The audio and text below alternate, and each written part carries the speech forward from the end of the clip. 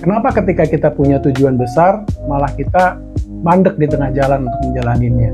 Ketika kita tahun baru, bikin resolusi itu. Misalnya resolusi apa ya? Bikin buku. Pokoknya tahun ini gue harus bikin buku 200 halaman dan terbit.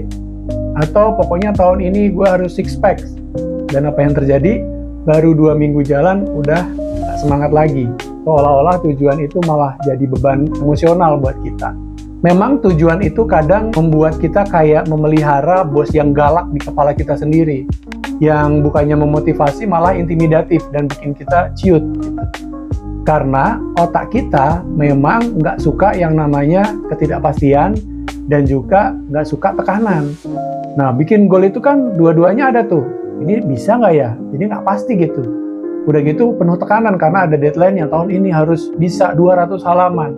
Makanya daripada bawa beban besar di kepala yang namanya goal itu, mending kita bikin komitmen kecil aja. Misalnya, daripada bikin goal six packs, mending olahraga 20 menit sehari. Daripada bikin buku 200 halaman, mending gue akan menulis 10 menit sehari. Jadi hal ini malah bikin kita lebih konsisten ngejalaninnya.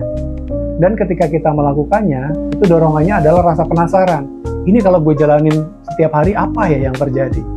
Ini kalau gue bisa nulis 10 menit setiap hari, apa yang terjadi? Jadi yang penting itu bukan hasil yang cepat, yang mana itu sering banget bikin kita drop duluan, baru olahraga seminggu nggak ada hasilnya, kita drop. Jadi bukan hasil yang tepat, tapi konsisten dan rasa penasaran yang terus mendorong kita melakukan hal itu setiap hari. Catatan ini gue peroleh dari bukunya Anne Laurie, judulnya Tiny Experiment. Gimana menurut kalian? Tulis di komentar, kita diskusi di sana.